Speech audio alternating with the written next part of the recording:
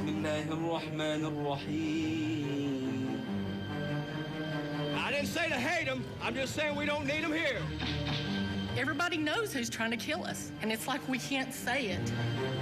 Post 9/11 world, we should be a little suspicious of any group trying to relocate to this community. They had the words "not welcome" there, and that's a very clear sign. Muhammad was get the out of the state. Someone in the middle of the night doused these engines with gasoline. This is violent. We have filed a lawsuit to stop the building of the mosque. They can claim religion all they want, but it don't mean you're going to come in here and do this in Rutherford County. It's my right as an American citizen to have a place of worship.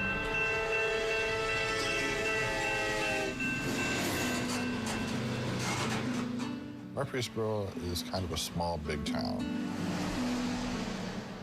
It's a beautiful place where a family can live and grow and be a part of a community, a very loving community. We love Murfreesboro, and we love it for the most part, the way it is and the way it has been. It doesn't matter what religion you are, what race you are, whatever. The people here are so welcoming. Talk to the residents of Murfreesboro, Tennessee, and they'll tell you the strength of their city lies in its close-knit community and strong religious faith. The city has 104,000 people.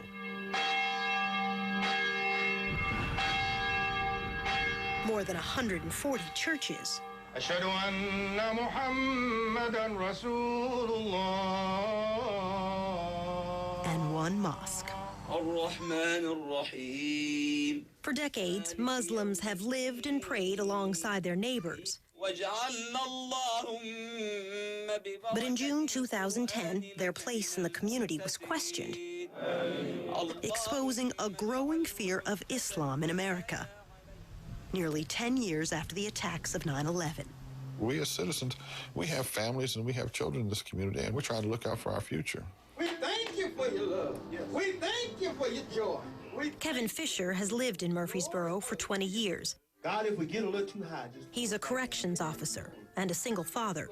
Last May, Kevin was stunned to discover local officials had approved plans for a 53,000 square foot Islamic center in his hometown.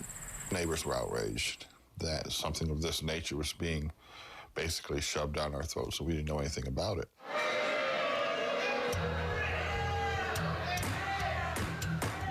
A month later, the typically sleepy county commission meeting was anything but. So many people turned up for the public hearing, authorities wouldn't let them all in. I'm very happy to see this many people here that are really standing up. A few residents complained about the lack of notice of the mosque plan. I would respectfully ask for an expanded public hearing again. Virtually everyone else spoke out against the threat of Islam. Everybody knows who's trying to kill us, and it's like we can't say it. And I would encourage the boycott of any contractor associated with the project. Thank you.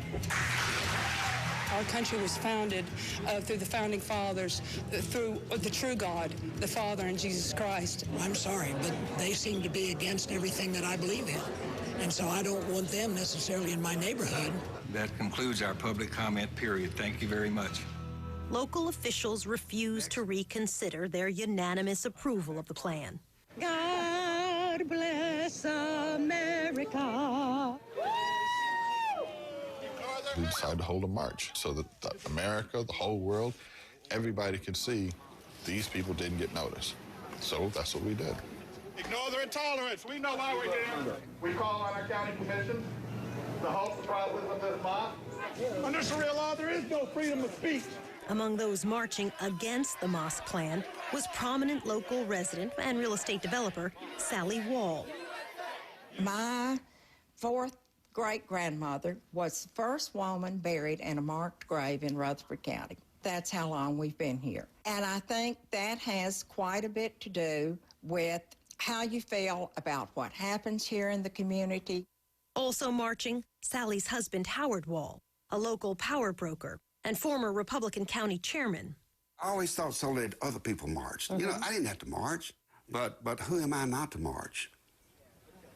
I want to show my interest in my community and my country. Here is this enormous building, which is going to be occupied by people who are of the same religion that the people are who we're fighting in Afghanistan, who we have been fighting in Iraq.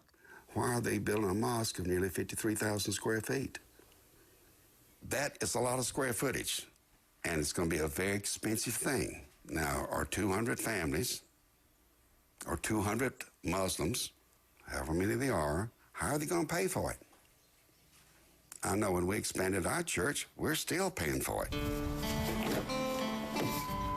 Other residents opposed to the mosque plan included Ronald Todd. For 93 years, Todd's family owned the land, sold at auction to the Muslims in Murfreesboro. Todd says his grandparents are turning over in their graves because the land is being used to build a mosque. They worship another God than what I'm accustomed to worship. I've heard some rumors about a different law they go by, but if I live in Tennessee, I live by Tennessee law and the law of the United States of America. My name's Lou Ann Zelnick, and we're a group of citizens. Several local politicians seized on the issue, like Lou Ann Zelnick, who ran for Congress in Tennessee. We are joining with so many who feel that they're concerned because it is not the Christians, it is not the Jews that flew airplanes into the buildings. A strange place for a huge mosque. Even televangelist Pat Robertson weighed in on the proposed mosque. You mark my word, if they start bringing thousands and thousands of Muslims into that relatively rural area, the next thing you know, they're going to be taking over the city council. More suspicions were raised after opponents claimed a member of the mosque had posted this photo of the leaders of Hamas, a U.S.-labeled terrorist group, on his MySpace page. He was suspended from the mosque for 2 months. Post 9/11 world, we should be a little suspicious of any group trying to relocate to this community. But many in Murfreesboro supported the mosque plan.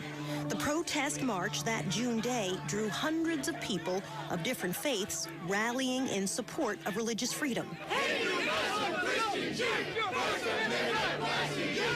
Organized this rally in order to show support for the First Amendment right of Murfreesboro residents to worship the way that they see fit. I think we all should be free to practice our religion. Among the mosque supporters, Lema Spinati, an 18-year-old Muslim in Murfreesboro.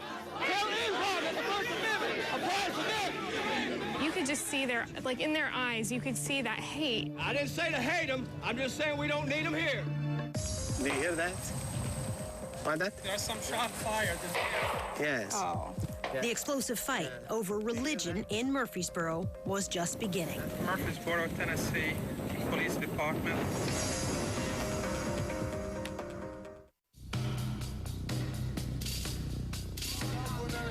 The Muslims don't believe in it, honey. The Muslims, they will not live and let live. I was in the military. I've been over there. Go to Afghanistan and The fact that I've lived here for so long and I've never seen this side of anyone before, sometimes I still wake up and I'm like, is this really happening? Read the Quran! All infidels must die! To have all of these people come out and openly say that we are against, this religion was very shocking. This mosque that they're trying to build, all it is a training center. I don't want anybody in there creating something that can be used to attack us. I know they're afraid for their country, but, to label all the Muslims and the Muslim community in Murfreesboro in particular to be terrorists, this is nonsense. Salah Spinati has lived in Murfreesboro for 20 years. It's where he and his wife Fatoun raised their 2 daughters, Lema and Dima, and their son Salim. Do you feel not welcome? No, to the contrary, actually. This is one of the most beautiful cities in the United States. The people over here are extremely, extremely hospitable and nice. How do we control 2 7-segment displays? Salah is an engineering professor at Middle Tennessee State University in Murfreesboro. He was born in Syria. I'm banking on lab to save my grade in that class. His daughters are students at MTSU. Here. Both were high school valedictorians. There were a few other Muslim students, but not very many at all.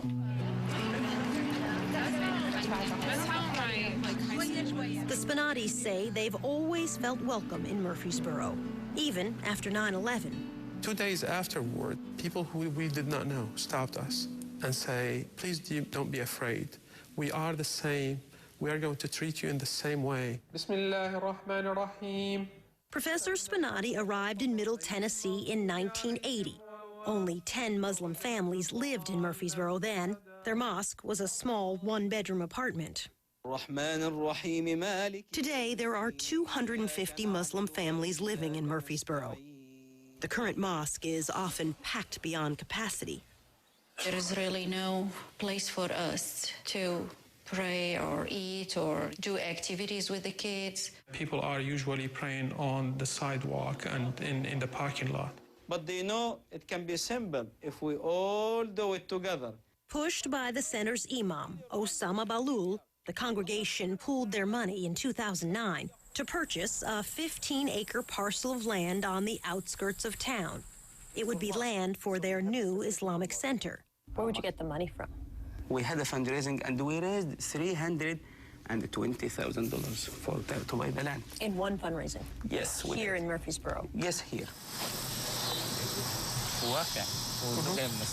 When you first walked the land, describe that feeling for me.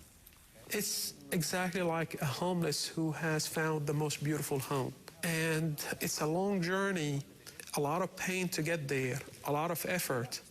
And then finally, you are about to sit down and say, wow, it feels good. Their vision was to build the new facility in stages. There'd be a school, a gym, a swimming pool, a cemetery, and a 10,000-square-foot mosque. For the younger generation of Muslims in Murfreesboro, the plans represented progress. When you first heard about the new building being built, what was your reaction? We went from a one-bedroom apartment that was divided by a sheet to, having this piece of 15-acre land. I hate to be cliche, but it was a dream come true. In November 2009, the congregation put up a sign announcing the future site of the Islamic Center. Then it was vandalized with a simple but disturbing message: not welcome. What did it feel like when that sign had "not welcome"? For someone who's lived here her whole life, pretty much. It hit hard. They had the words "not welcome" there, and that's a very clear sign. We thought this an individual act. The sign company said, we will make you a new sign for free. A second sign put up at the site was cut in half 8 months later. A disturbing preview of the days and months ahead, as fear and suspicion would threaten to derail the mosque project and turn neighbor against neighbor. We're asking for those individuals who know who may have been responsible for this crime to come forward with that information.